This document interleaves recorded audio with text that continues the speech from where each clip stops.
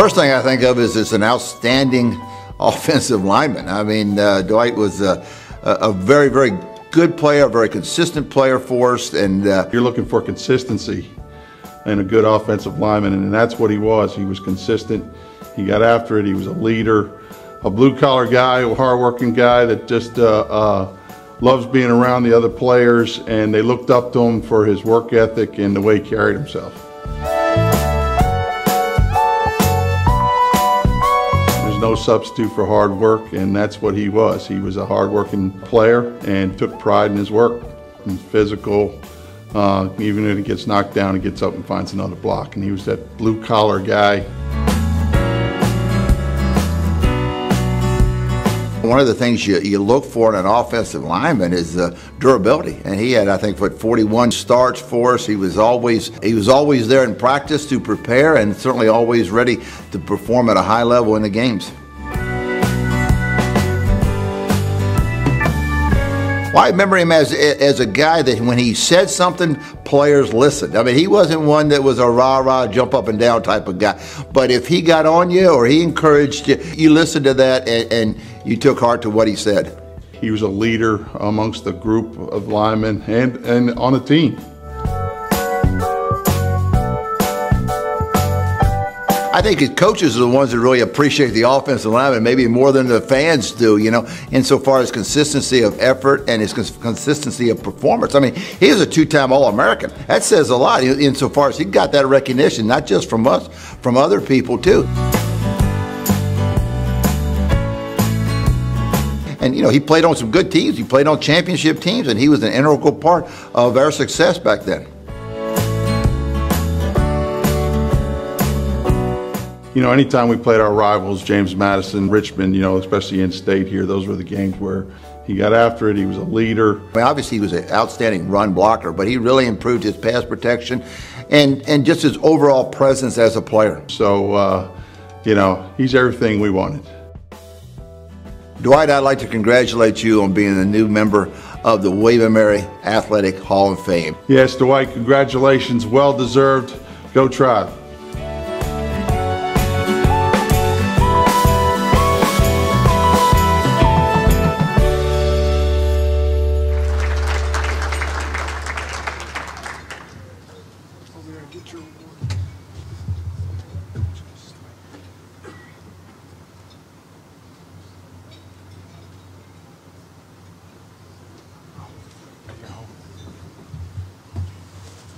Let me get my little cheat sheet out here. First of all, I know I've got a great responsibility tonight. There's a lot of inductees coming in, so it's just like everybody cheering for a short wedding. I get it. I get it. I won't get too long-winded. I've seen some of these get long-winded. So, first of all, I want to thank God for the ability that He gave me to play the game of football. Definitely want to thank my parents. I'll come back to them in a little while. Coaches, and all my teammates. I got a lot of teammates in the room tonight. Seeing a lot of those pictures brought back a lot of memories. All good memories, by the way. All good memories. But just extremely proud to be up on this stage.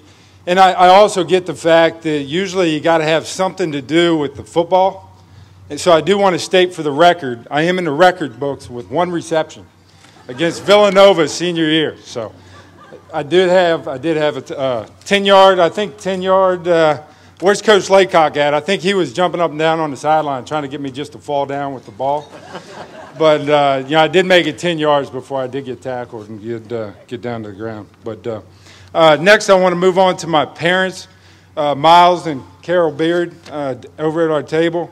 Yeah, I get a little emotional about it, but they're just two of the best parents anybody could ever ask for, and they've done just a ton of stuff through the years, just like any supportive parent would.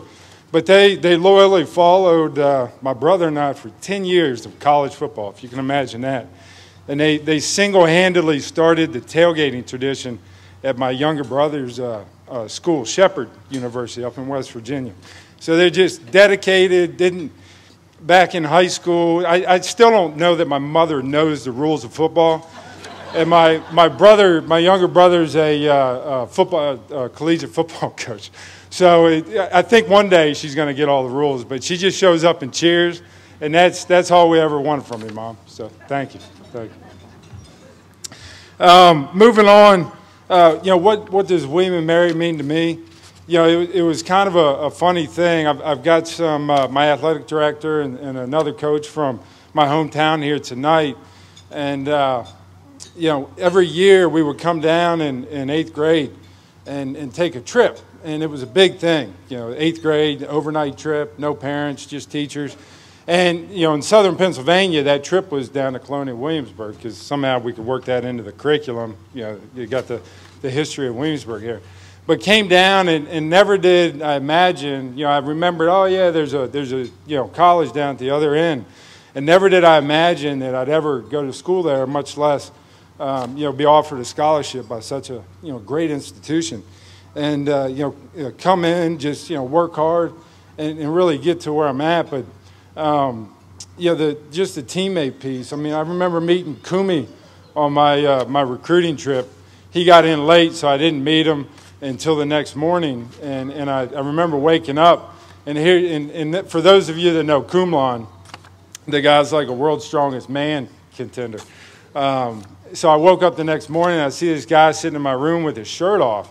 And I was like, man, I don't know if I could hang at this level, But you go through all of that, and even through the recruiting process, I came here a couple of times, and it just, something about it, you just know when something feels, the right way. I actually found myself on a recruiting trip to University of Connecticut my senior year, and while I was there, I got a rah-rah speech from Skip Holtz. And I wasn't the rah-rah type. And I was like, I don't know if I'm feeling that. And William and Mary happened to be playing at Connecticut while we were there. And I was just, really, really rooting for William and Mary, which, probably, I don't know why we drove to Connecticut to root for William and Mary, but we did. So, throughout that process, when I got the phone call from Coach Kep saying that they were going to offer me a scholarship, I really didn't look anywhere else. I didn't try to drag out the recruiting process. I committed, the first weekend I could, and said, yeah, sign me up. So, lastly, I told you I wasn't going to get long. There's a few people here that I work with, so they can appreciate the fact that I get long-winded. But lastly, just like a lot of us, we met our spouses here at William and Mary. So. The last component of it is I met the love of my life, and I've got two wonderful little girls sitting over there. So great stuff. That's all I've got. Thank you.